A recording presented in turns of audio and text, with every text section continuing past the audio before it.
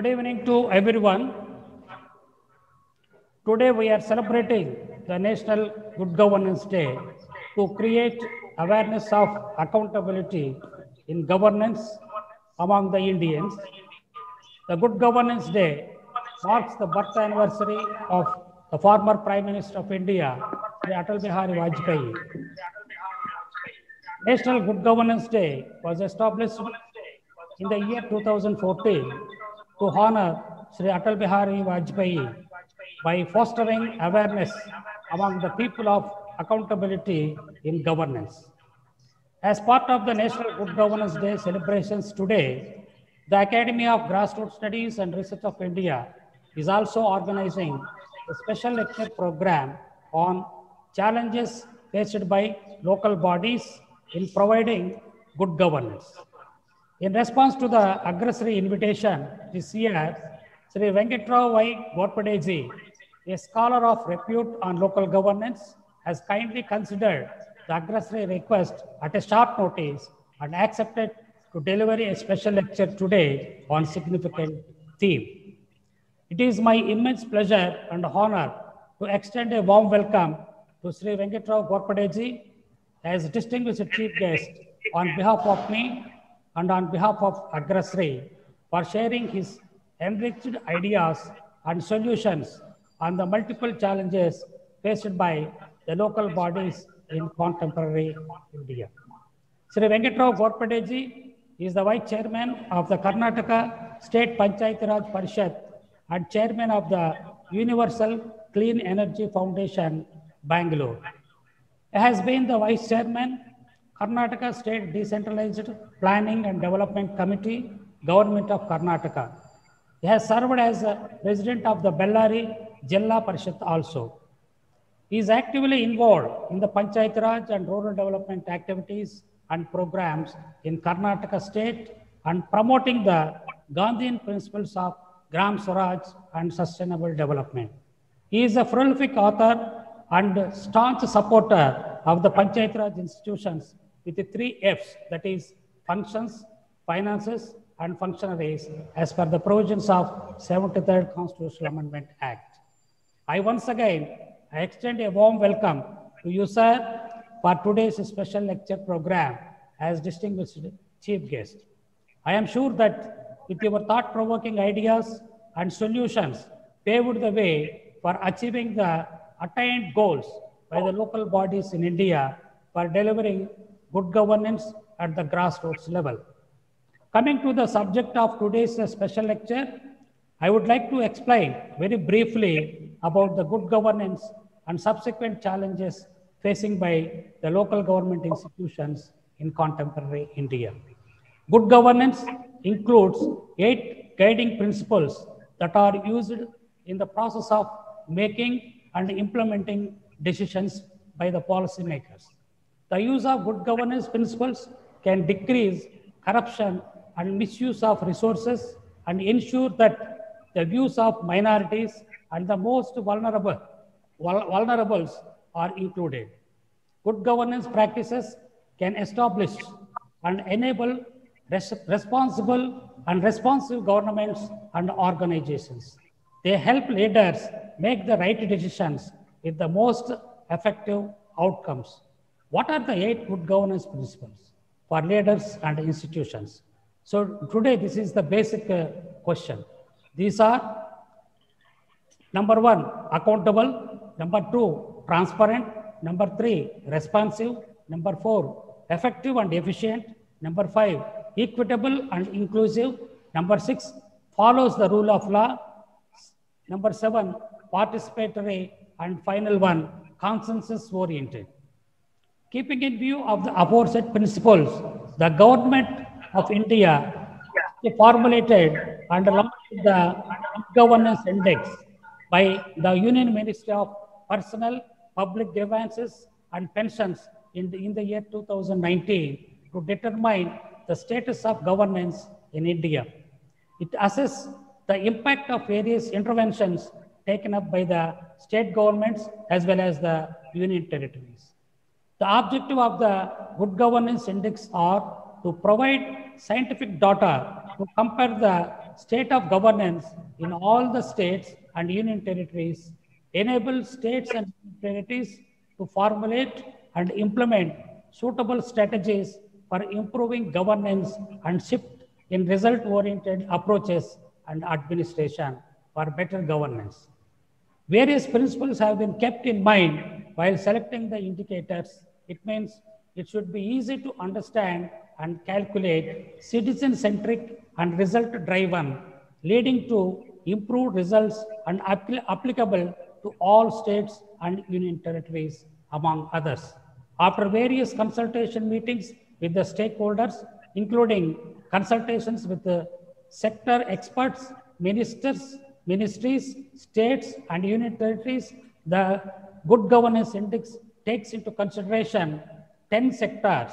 Out of these, the citizen-centric governance is very vital and important sector among the 10 points, 10 sectors. Citizen-centric governance with the aim of ensuring citizens' welfare and citizens' satisfaction is critical for any government, either at the local level, state level, or the national level, which aims to provide good governance. Governance, in order to be citizen-centric, should be participative and transparent. It should be effective, efficient, and responsive to the citizens' needs. Furthermore, an ethos of serving the citizen should inculcate all government organizations, include the policymakers. Over a period of time, many governments across the globe are working for the betterment of the people in their respective countries with the concept of good governance. In an Indian perspective, I will provide some of the interesting developments in adjudicating the performance of the state governments rankings recently. As per the Public Affairs Index 2020, Kerala has emerged as the best governed state in the country, while Uttar Pradesh is at the last spot. As per the rankings released by Public Affairs Center, Kerala has emerged as the best governed state in the country. On the other hand, the Uttar Pradesh ranked at the bottom in the large states category in the Public Affairs Index 2020, released by the Public Affairs Center in November 2020. Among the union territories, Chandigarh emerged as the best one. Commenting on the report, Public Affairs Chairman and former Chairman of ISRO, Dr. K. Kasturi Rangan said that the states were ranked based on a composite index in the context of sustainable development. The governance performance has been analyzed in the framework of sustainable development defined by 3 pillars, namely equity, growth, and sustainability. The analysis used data from government sources, both from central government as well as the state governments. 4 southern states, Kerala, Tamil Nadu, Andhra Pradesh, and Karnataka, topped the list of 18 large states. Uttar Pradesh, Odisha, and Bihar were at the bottom of the ranking, scoring negative points in that category. In the small states category, with less than 2 crore population, Goa ranked the first, followed by Meghalaya and Himachal Pradesh. The worst performance were Manipur, Delhi, and Uttarakhand. Coming to the local self-government institutions, Panchayat Raj system has great relevance in the future of our country. The development of our natural resources, processing industries, and handicrafts based on human skills is the real solution to create more assets, generate employment opportunities to millions of our people at the local level, and also to take due care of the environment. 29 programs transferred to Gram Panchayats are directly associated with the overall development of our rural India. Involvement of millions of our people, right from the process of planning to implementation, would certainly fetch the required results, including the higher economic growth. No doubt that all these development programs would be done only Gram Panchayats. To implement such programs, massive country like India, having more than 6 lakh villages and Gram Panchayats, would be the most effective instrument. India has a potential to show a new direction to the world through Panchayat Raj. This is the objective and spirit of 73rd Constitutional Amendment Act. Today, the basic requirement or the question is that these development programs would be succeeded without the devolution of 3 F's: functions, functionaries, and finances to the local self-government institutions by majority of the state governments. Indeed, this is a Herculean task and massive challenge to the local government institutions for providing good governance in contemporary India. I am sure that special lecture of Sri Venkatrao Gorpadeji is pondering over these intricacies and challenges and provides a solution for effective functioning of local self-government institutions in delivery of public services in an effective and efficient manner to the millions of the people in our rural India. With this, I conclude my brief introduction to the special lecture.